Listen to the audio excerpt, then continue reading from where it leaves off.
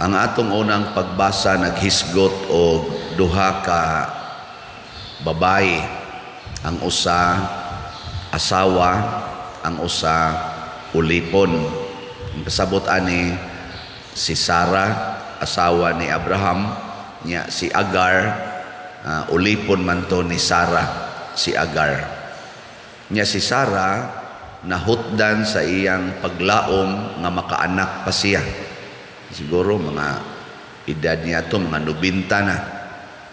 Nya si Abraham mga 97 or 96. Kinsa pa may mo anak no?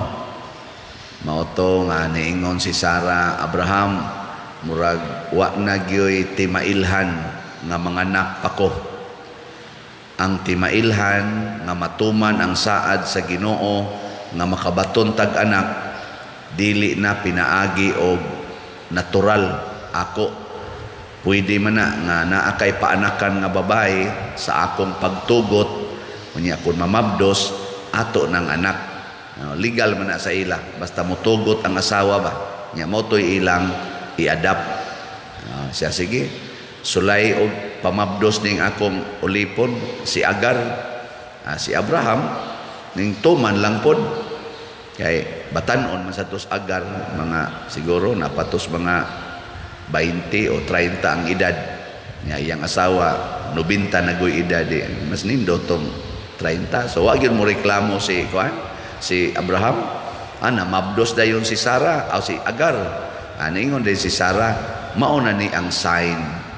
Kay guwap ani pamabdosas Ginoo, pasabot manganak kita. Nya kay namabdos man, mauna ni ang sign. Oy, pagkatao na sa pagkamabdos na ni Agar, wa na nagkagubot na. Nasuko na si Sarah kay si Agar proud naman kayo. Muingon na mas Agar, ako gibless sa Ginoo, ikaw gi-curse dahil kas Ginoo di ay wa kay ayong pagkaasawa.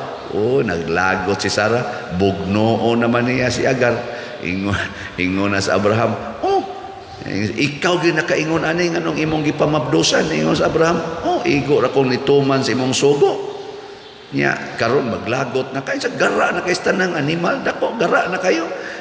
Ingon sa Abraham, papawa imo gunang ulipon na mo to nagkagubot gid sila. Ingon dayong Ginoo, ingna ra gud na si Sarah Abraham nga paghuwat kay nga akong gisaad matuman na ay mo pagbuot-buot kani bitang ato bitang pamaagi karon nga bang na ini patambag nako pader. Sige man gid mig simba, nagtamod man gid mis Ginoo, wa man gid mi kabaton og anak pader. Moabil na lang mi anang kanang in vitro sana fertilization kana bang anha sa kuan ba, anha sa test tube nya ang katong fertilize i-inject sa ibutang sa tiyan sa taguangkan sa babae aron mao to iyang ipanganak. Kay di man gyud pwede og kuan natural, kay natingali depikto ang kuan usa nila. Nya mo tong niingon ko, nganong inyo mangyong ipamugos, nganong mamugos mangyon mo isa og tao pa di pagbuot nas Ginoo nako dili oy. Ang pagbuot sa Ginoo paghuwat nya mga matay mo nga way kuan way anak, ang Ginoo mo say gabuot anak. Basta sige lang mong kumbati hangtod kaya pa. God mao to nga si Abraham ni sunod Diyos Ginoo. Nakaanak gid sila, Sarah. 100 years old si Abraham, natao si Isaac. So murag maguwang og mga hapit mo duha ka tuig ang si katos Ismael. Na sila anak si Isaac. Karon kay magduwa-duwa man si Ismael og si Isaac. Ingon na sad si Sarah, na di ko gustong naanay masunod sa imong katigayunan kanang anak nimo sa ulipon. Na sana ipapahawa na sana, gubot lagi, gubot mo na niingon si kanang San Pablo, duha ka klase ang kaliwatan, na ay kaliwat sa ulipon, na asay kaliwat sa gawasnon. Kinsa may kaliwat sa gawasnon, matud pa niya, kadtong nagtuo ni Jesus nga gilansang sa cross dito sa Jerusalem. Kinsa may ulipon kadtong nagtuo sa balaod nga gihatag dito sa bukid sa Sinai, kanang 10 Commandments. Kinsa tong nituo ni Kristo, gawasnon. Kinsa tong gasunod sa balaod, ulipon. Mao na naron ang gadagan. Pag abot na ni Kristo, iyang gihisgutan dinhi sa atong ebanghelyo ang unsay tinuod gyud nga makapaulipon nato, ug unsa man na ang kadautan, ang evil, ang satanas, mo na'y makapaulipon nato. Nya unsa man nga kuan kaning timaan nga kita naulipon kung magsigit tag pangayo og signs. Kana bang mga timailhan? Mao man to'y gihimo ni Sarah. Di natao ang ulipon nga kaliwatan kay nangayo man siya sign. Wa man siya mulaom, wa man siya mutuo sa saad sa Ginoo. Naghimo gid siya iya. Bitay usahay katong kausag ampo ko. Nga ampo gyud. Padir ampo iko nga kanang sana maka kita kog bana. Ako sige ampo anti ka. Makita kag bana. Ug tuod man pag ingon niya inig birthday nako ug naay mo text nako nga ulitaw, mao na ang posible nakong mabana. Hatag nas Ginoo sus pag birthday niya namang gini-text. Wa na. Laom na katsa. Nanguyab pag yun. Sugot na yun. Sugot na yun. Ana. Kuan siya kanang close yun ba? Sus, nabuntis man siya. Pagkabuntis, wan amo text. Di na makitan. Ingon din siya nako pagka problema nagmaayo. Father, ngano man nga naingon ani man nga sign man tatong gihatag sa Ginoo, ngano man nga naingon ani man ang gisangkuan, nako buangon ka. Ngano man san nga nituo man kaato nga ang yawa gamhanan man sana makahimo man sana siya nahibaw mo na siya sa atong longing. Ug ngayo kag sign ang yawa mo imuhatag aron magyawa-yawa dayon mo. Ana, unay kuyaw kayo. Diya sa tuingon ako, pader, gagmay pa akong mga anak, di biya gyud ako gusto nga mo abroad, pader. Ana siya ba? Kay gagmay pagutaw na akong mga anak, pero pertigyong lisura na mo, pader. Unsa kay among ipakaon, ipa-educate sa mga anak. Musuway lang yung kong apply og kanang working visa, pader. Ug makapasar gani ko, sign na siya, nagitugot sa Ginoo nga mo abroad ko. Pastilan, wa gisabit, pasar gidayon siya. Pasar. O di, abroad na. Pag abroad, ang banang nahibilin, nangabit bitaw. Purti ginilang awaya to the point nga nagbuwag yun. Karon gipailan gid niya divorce. Ang sabi na. Na, bantay-bantay. Kay Ingos Kristo, maulipon yun mo. Basta sige mo pangita ng sign. Ako, pag pari na ako, ngayo biya sa takog sign ato. Akong unang sign, basta buwagan ko sa kong uyab, magpari yun ko kay katapusan na lang gining uyab. Wa man madayon tong duha ka uyab nga magminyo ta ko, katapusan na lang gining uyab. Buwagan kay ko ani pari na gyud ko. Suswa man gid hinuon ko buwagi. Perti naman hinuon among suura. Oy, wa gyud. Ang akong gibuhat dili sign, kung dili discernment. Pag ampo, pagpangayo sa Ginoo og lamdag, asa dapita ang iyang kabubuton. Usa ka tuig na kong pamalandong kuyog sa pipila ka mga pari ug obispo nga spiritual directors, mo guide nako sa pagpamalandong. Maotoy akong gisunod. Hastang akong uyab ni sunod sa dato. Dili ang sign, kung dili pamalandong. Ug unsa may pamalandongan nato nga tinuod nga kabubuton sa Ginoo, matod pa ni Kristo diri sa tong ebanghelyo, sudyaan unya mo sa rayna sa habagatan, kay mibaktas siya katunga sa kalibutan aron pagpamati ni Solomon sa pulong ni Solomon. Dinhi do na pay labaw ni Solomon nga naay pulong. Pulong ba? So ang pulong sa Ginoo maunay atong guide. Muhimo ganitag desisyon nga wa sa pulong sa Ginoo, wa maigo sa pulong sa Ginoo, dili na sakto nga desisyon. Pananglitan, pobre kay mo. Pobre kay ba? Lisod kayo. Pare ato ako ni abroad. Unsa may pulong sa Ginoo para sa mga pobre? Unsa may pulong sa Ginoo? Bulahan kamong mga kabos, kay inyo ang gingharian sa langit. Nganong gusto pa man kang makakwarta, nga bulahan naman ka? Di ba? Palit talag slat. Kadaghang mga pobre nga nipalit na to din higslat, naapay tricycle driver, naapay habal-habal driver, naapagani mga masahistang mga buta, na malit din kaya nga naman, para nila, bulahan sila. Naamagani mga bata nga, di na muduwag computer, kay aron lang mo palit og slot, nagsigim kay nagsimba dining uban. Nga naman, bulahan ang kabos. Hangtod god December 21 gikan sa August 2019 hangtod December 2021 katong gi-report nako gahapon. Pila na may cash receipts nato dinhi, kwartang nisod sa atong parokya. Niabot nag 130 million kapin. Diyan nga na. Nya, kakinahanglan gid itag mga dato. Kisang dato mo hatag ng 130 million din sa ato.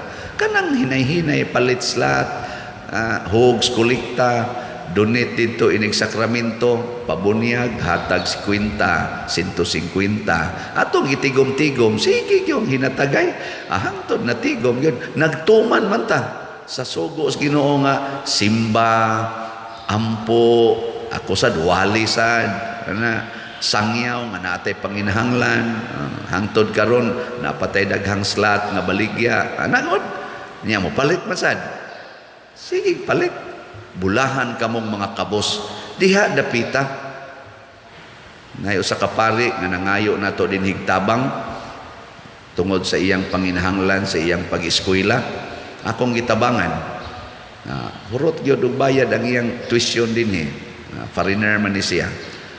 Pertin niyang pasalamat.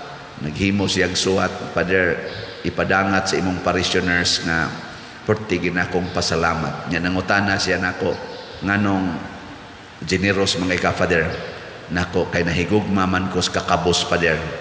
Siya, I cannot understand. Unsa man, usep sabot nimo ana.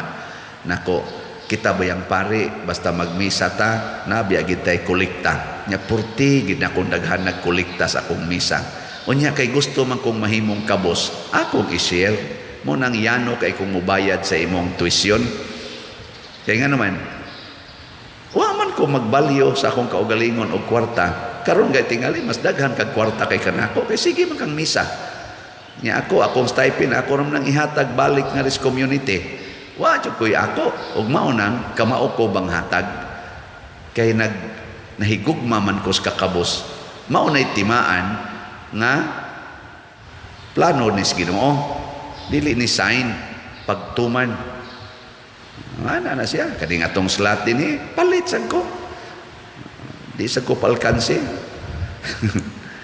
ano di ay kamura day gustong malangit gahapon gamay ra taghalin 56 ka slots ra sa DOPS pero abot naman sa 8,181 ang atong halin sa total halin nya sa atong MMTL nahalina na tag 1,628 gamay na lay kuwang pakpaka nato ning mga taong namalit. Congratulations tuman sugo sa Ginoo ayaw tuo anang mga pulo nga makapaulipo nato napayuban mo ingon ang sign, Father, nga pag kuang ginis Ginoo basta ang akong bana makit-an gali nako nga muuli nga hubog pasabot divorce na. Uni-uli magid ang bana, hubog. Divorce na yun. Apply na yung divorce. Tinuod ka na. Niya, inig-divorce niya, na-divorce sa, civil. Wa man mo apply og kaning, declaration of nullity sa dinhi sa simbahan. Karon kita siya kuno sa iyang right person, pero nagpuyo-puyo na sila. Wa na sila'y kasal. Nya unsa na? Sala dili. Perting sala. Nya ngutana siya nako, asa man mo apply? Diri pila may magastuan pa dir kani sus dako ako ka-apply may kadtong civil court diri na banoon. Hasulan ako no siya. Musabot lang mo niya kuno Ginoo nila. Di mo sabot ang Ginoo. Maulipon ta sa sala, ibanlod ta sa imperno. Muna, aron dili ta maulipon, ayaw pangita og signs. Unsa may pangitaon nato, ang pulong sa Ginoo aron atong tumanon sa imo karong kahimtang huna-hunaa unsay pulong sa Ginoo nga angay nimong tumanon, dili kay mangayog milagro. Hangtod na lang noon maulipon ta. Karon daghan man kay naulipon, pananglitan kanang masakiton.